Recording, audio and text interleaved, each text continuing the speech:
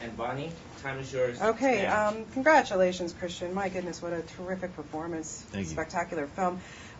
Different Batman than we saw in Batman Begins. He was a little established. Now we get to see some new things coming out. Yeah. Were you really kind of chomping at the bit to get at this guy's psyche?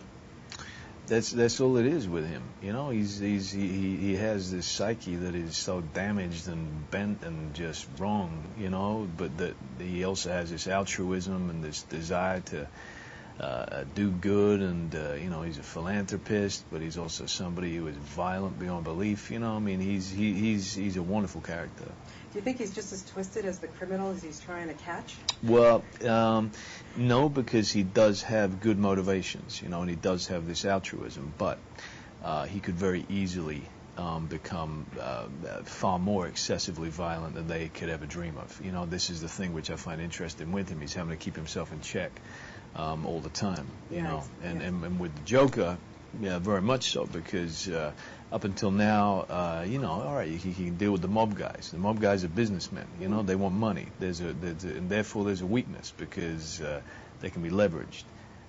You got somebody like the Joker. He's anarchic. He wants nothing but destruction. He's trying to highlight the hypocrisy of people, of their kind of adulation of heroes, but their complete cowardice to actually step up and be heroes themselves, and believes that everybody has a price. And he's kind of delighted to find that Batman, he can't be bought, but he can tempt Batman with the weakness that Batman has, which is his rage and his anger.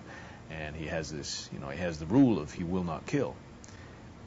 But the Joker, you know, gets him very close to breaking that rule. Yeah, well, no holds barred with the Joker, that's for sure. I mean, here's a guy who just, doesn't care. Doesn't care. It's more for the fun of it. You know? Even if it's self-destruction, he's up for it, you know. So how do you deal with somebody who is that dangerous?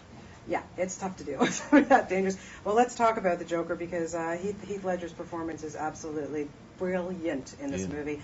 And I wanted to ask you, I mean, the first time that you saw him in character, the first time that you guys went one-on-one, what was your reaction to his performance? Well, I looked and I went, you know, this is ideal. This is the punk rock, you know, Clockwork Orange, you know, anarchic, just crazy, very. There's real humanity there. What I mean is, there's a recognizable person beneath it. It's not such a wild caricature that we're used to seeing as the Joker. You know, this is just somebody who is demented beyond belief, and therefore, to me, a far more threatening character. You know, because of that. You know, he didn't fall into any of the cliches that people have come to see the Joker as being. You know, he really embraced the trueness of a character like this. And just how nihilistic somebody like that is. What really impressed you about Heath when you started to work one-on-one with him?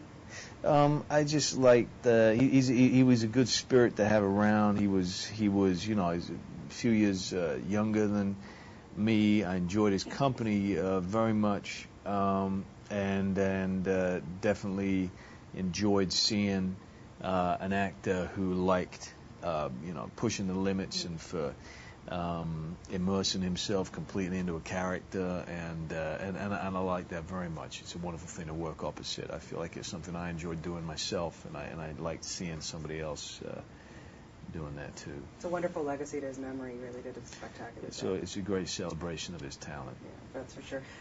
Was it kind of bittersweet getting back into that bat suit? I mean, it got a little bit more flexibility this time.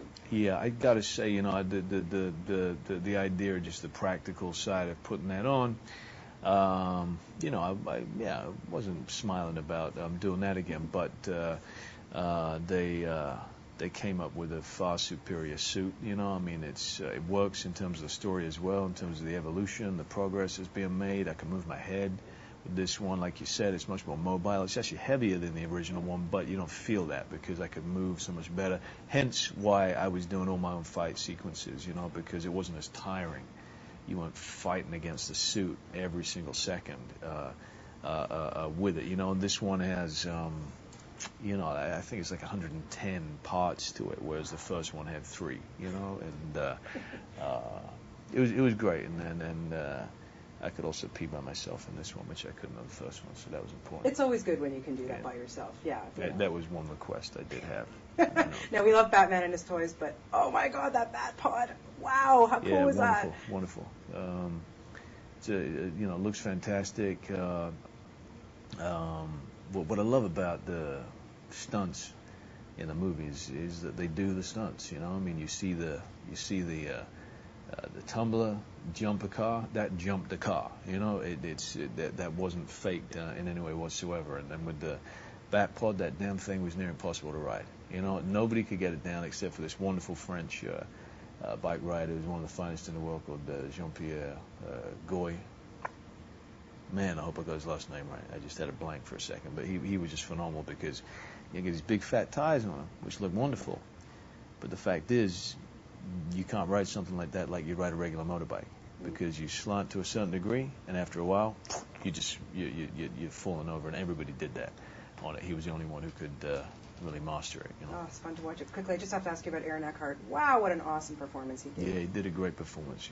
It's a really, really fine cast. It's fantastic. I don't think there's a weak spot in it. Oh, I completely agree. And I often looked at Aaron and went, man, look at that chin. Maybe he should be wearing this bat suit. He's got that good, strong chin and that dimple and everything. Don't you ever give it up. You got a third one in you? Hey, look, if everyone else is up for it, I think that there's, definitely, you see the end of this movie, you're begging to hear and find out what happens next. Kudos to you. You were so fantastic in this. Thank you Always very lovely much. talking to you. Thank Cheers. you. Thank you.